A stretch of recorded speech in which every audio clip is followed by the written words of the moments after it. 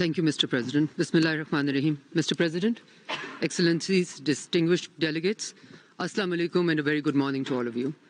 I'm honored here today to present Pakistan's fourth national report under the Universal Periodic Review. Thank you for your presence today. I look forward to your constructive engagement and feedback. I would also like to thank the Troika members, Argentina, the Gambia, Nepal, for facilitating our review. Since its establishment 15 years ago, the UPR mechanism has served as a solid platform for engagement and dialogue. It has stimulated concrete progress in promoting human rights based on time-tested principles of sovereign equality, universality, non-selectivity, and indivisibility of all rights. It represents an excellent global best practice to deliberate and develop recommendations to advance universal respect for rights, freedoms, and dignity for all. Therefore, preserving this cooperative mechanism as an enabler of dialogue among states must remain a shared priority. Mr. President, Pakistan has remained steadfast in promoting respect for human rights at home and abroad. Human rights lay deep in the foundations of our nationhood. At its heart, Pakistan's movement for independence was a constitutional struggle to secure basic human rights, self-determination, and fundamental freedoms for the people. This historical experience informed the process of shaping Pakistan's constitution and our legal and judicial systems. Islamic teachings of equality, human dignity, and the right to choose one's way of life have guided our worldview on human rights. Our contributions to international human rights norms and institution building is also inspired by these ideals. From drafting the Universal Declaration on Human Rights and the International Convention on Racial Discrimination to establishing the Human Rights Council, Pakistan has remained and will continue to be a leading voice of the vulnerable and the oppressed. As an ardent supporter of multilateralism, Pakistan has consistently advocated dialogue, consensus, cooperation, and mutual respect as preferred vehicles to advance the global human rights agenda. We have always endeavored to build bridges across diverse perspectives and varied interests. As a member of the Human Rights Council and the OIC Coordinator for Human Rights in Geneva, we have played a vital role in forging political consensus on several human rights issues and situations of common concern. We will, I assure you, continue to do so in advancing shared human rights causes. Mr. President, Excellencies, and distinguished delegates, Pakistan's fourth national UPR report was prepared through an inclusive, consultative process involving all national stakeholders. Critically, this report is an outcome of our extensive efforts during the last 5 years to implement the recommendations emanating from our 2017 UPR. To implement these recommendations, the federal government closely consulted with all provincial stakeholders, civil society, and academia. We also benefited from international best practices in certain areas. I thank all those who have contributed to this national endeavor. Mr. President, today I am pleased to report that my country's human rights progress is overall on an upward trajectory. We continue to aspire for a progressive and pluralistic society, which puts a high premium on respect for the human rights of everyone. In the words of our founding father, Muhammad Ali Jinnah, I quote, "as equal citizens of the state," unquote.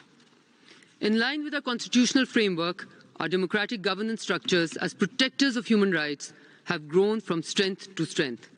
This is visible in the shape of an independent judiciary, a robust parliamentary traditions, and a free media. We are also proud of our vibrant civil society. With our independent judiciary and legal community, civil society have played a vital role in public awareness raising and advocacy about inclusivity, accountability, and transparency. Mr. President, each country has unique challenges and environment that it must deal with while pursuing the cause of human rights. Therefore, the human rights record of any state must be considered by understanding the broader social, economic, and regional context and not in isolation. In the past 3 years, like many other developing countries, Pakistan has been adversely affected by the cascading crisis of the COVID pandemic, the global financial crunch, and the fallout of long-standing conflicts in our region and beyond. On top of it, last summer, as we all know, we were also hit by the most unprecedented climate calamity of this century. The human cost of this catastrophe, not of our own making, is enormous. 33 million people were affected. Thousands were injured or dead. 8 million were displaced. 2 million homes, 1.8 million hectares of crops, 14,000 kilometers of roads, 18,000 schools, and 5,000 clinics were damaged or destroyed. These interlocking crises have squeezed fiscal space and eroded development gains in many areas. We are, however, fully committed to rebuilding the lives and livelihoods of our people and resolved to pursue a resilient recovery on these fronts with the support of our international partners. States, Mr. President, as duty bearers of rights and freedoms, are increasingly facing the scourge of disinformation and hate speech spread through social media platforms. We are pleased to have pioneered an initiative in the UN General Assembly in shaping a consensus on countering disinformation. At home, we are working on laws and policies to deal with this contemporary phenomena of concern with an informed approach towards rights and responsibilities. Excellencies and distinguished participants, while we are proud of our progress and achievements, we are indeed mindful of the need to sustain the momentum to overcome these challenges. The government has made utmost effort to advance human rights through institutional, legal, and policy measures. Let me briefly touch upon some of the critical areas of this progress that align with several recommendations emanating from our last UPR. To strengthen institutional support, the government has enhanced the capacity of existing structures on human rights and established new ones in the last few years. The Ministry of Human Rights has upgraded its regional human rights directorates for effective coordination with provincial stakeholders. Complaint cells have been established at the federal and provincial directorates under the Human Rights Ministry for redressal and referral of human rights complaints. We have further strengthened our domestic mechanisms to enhance the implementation of the international human rights conventions to which Pakistan is a state party. In addition to the existing treaty implementation cells at the federal and provincial levels, the government has launched the National Mechanism for Reporting and Follow-up project based on the United Nations guidelines and best practices. Likewise, the Human Rights Ministry has established a human rights information management system which has institutionalized data collection and analysis about human rights trends in the country. This system has helped us craft evidence-based policy and administrative measures and prepare Pakistan's periodic treaty bodies reports. We are cognizant of the importance of national human rights institutions and have strengthened the capacities and autonomy of the National Commissions on Human Rights, Women and Children. We are encouraging these commissions to expedite the process of accreditation with the Global Alliance of National Human Rights Institutions. Additionally, we have established Child Protection Institute, Transgender Protection Center, and a Council for Senior Citizens. These institutions have been fully equipped to provide shelter, medical care, and psychosocial support to children, transgender persons, and elderly individuals in vulnerable situations. Mr. President, in the last 5 years, Pakistan has enacted several progressive legislations in line with its international human rights obligations, focusing on the fundamental rights and freedoms of the vulnerable and marginalized. Let me highlight a few of them for you today. Pakistan has taken several steps for women's empowerment. Last year, we amended the Protection Against Harassment of Women at Workplace Act 2010 to broaden the definition of employees to include non-conventional workplaces and expand the definition of workplace harassment.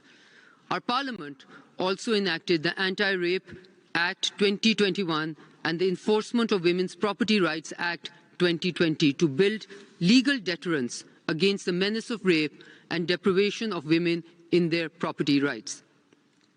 In a landmark move, all provincial high courts have established gender-based violence courts. Helplines and women's police stations have been set up across Pakistan.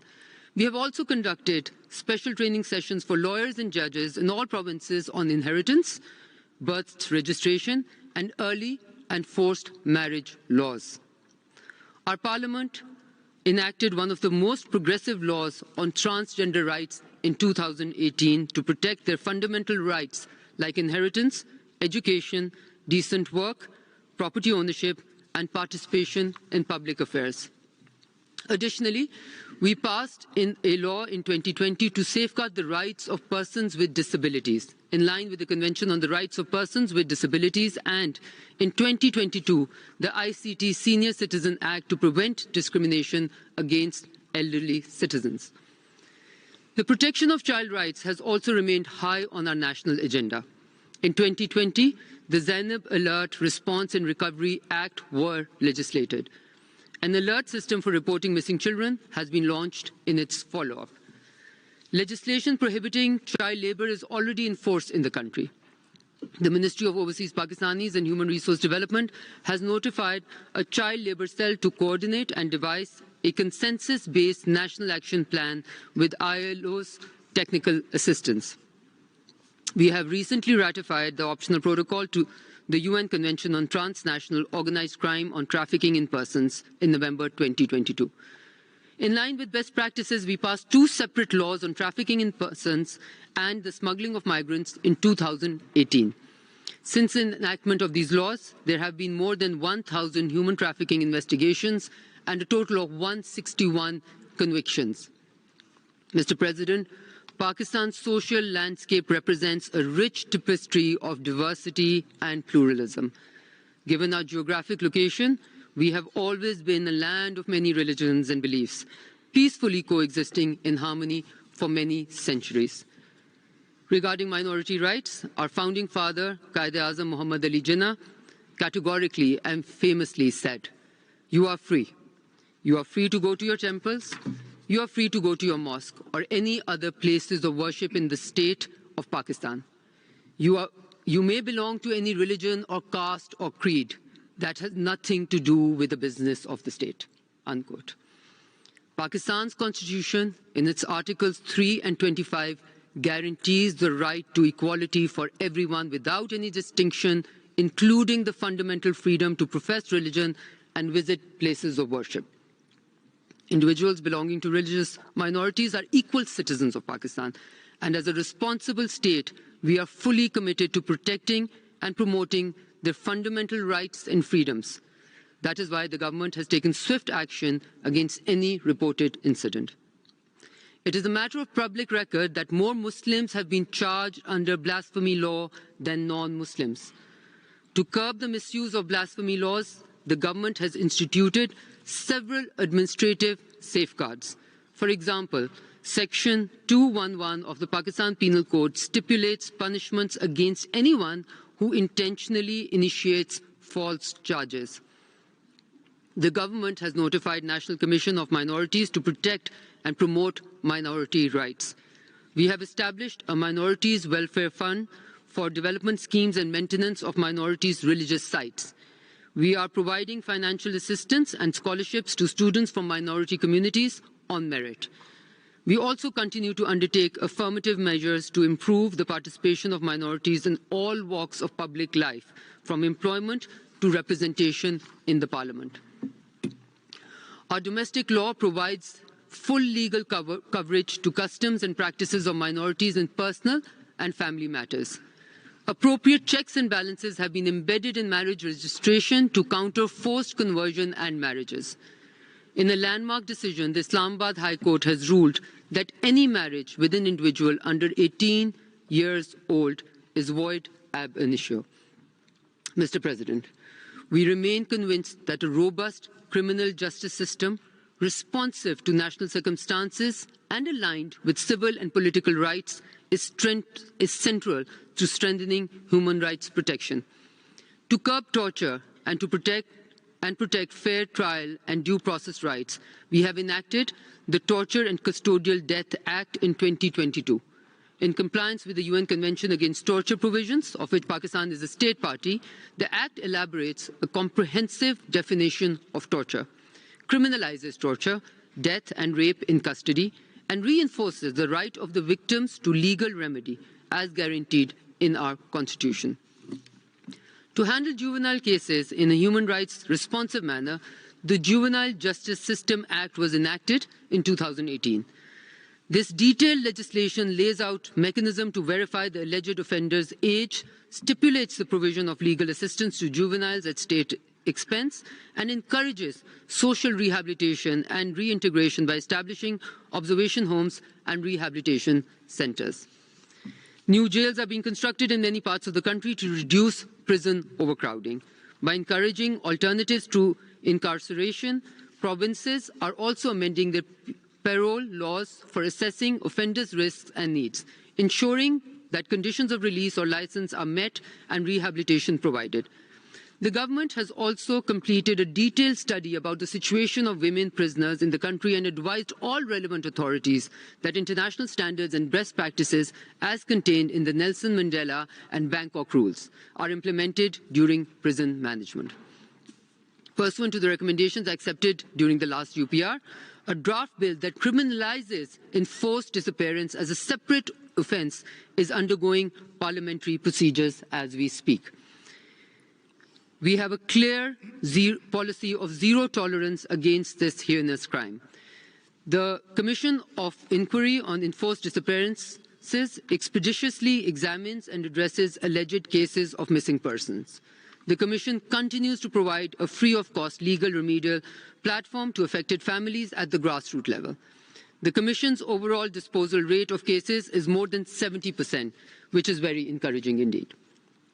Pakistan continues to face security threats due to very challenging regional environment. A direct consequence of protecting our citizens against a scourge is the imposition of death penalty. Pakistan has imposed a moratorium on the death penalty for several years now. However, the moratorium was lifted after the horrendous terrorist attack on Army Public School in 2014. I want to highlight that the death penalty is only applied in the most serious crimes in full compliance with due process of law under a final judgment rendered by a competent court and with the right to seek pardon or appeal for commutation. There have been no executions in Pakistan since December 2019 and between 2010 and 2018. The Supreme Court overturned death sentences in 78% of the cases.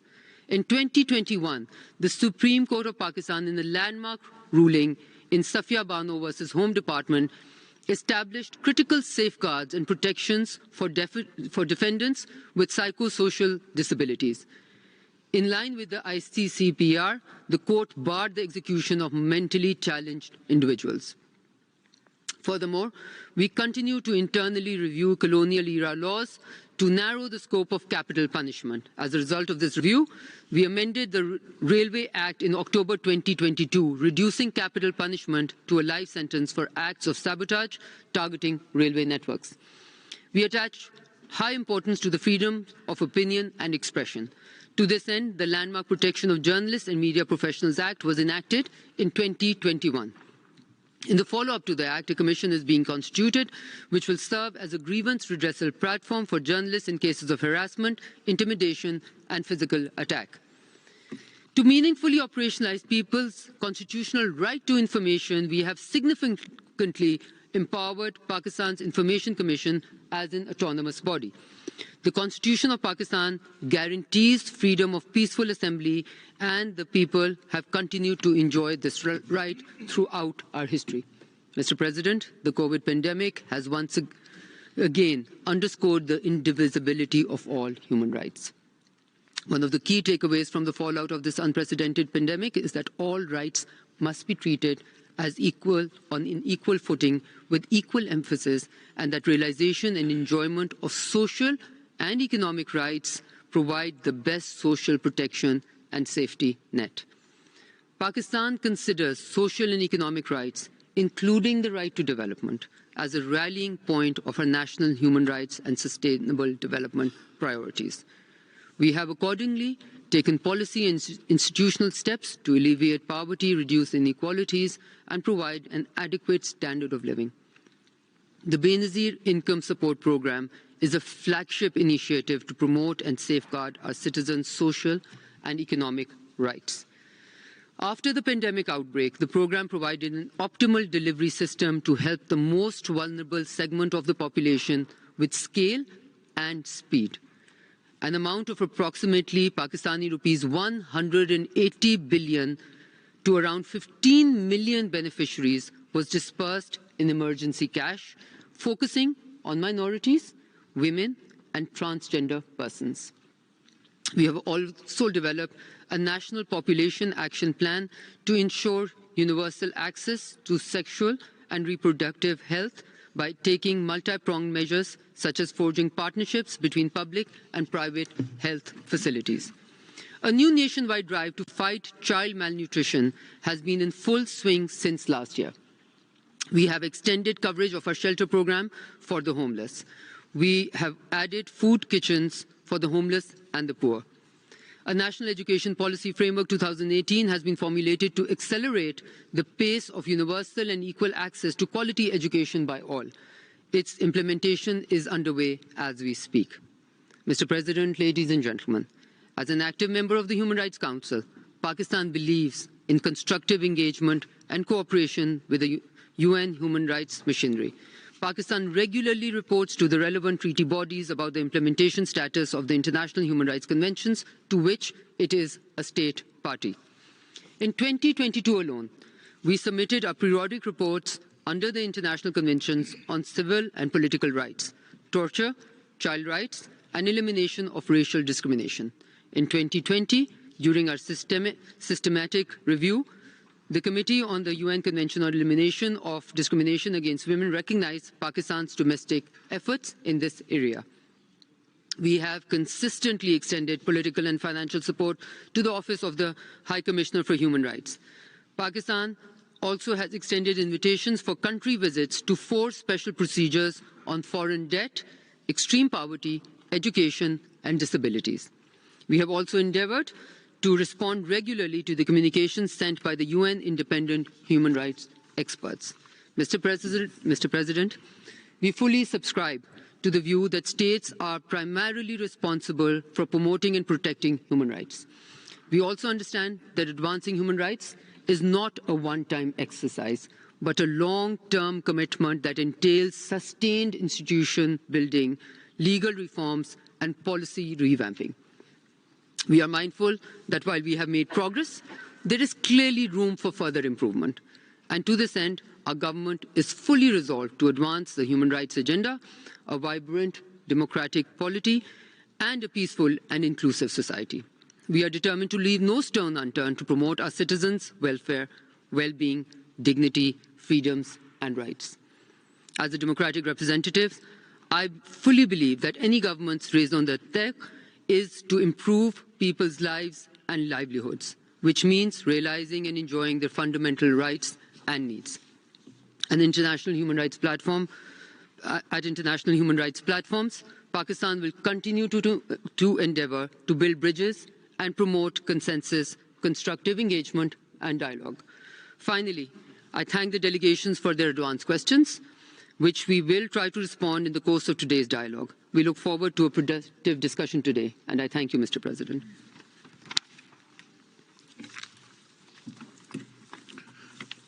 I thank you.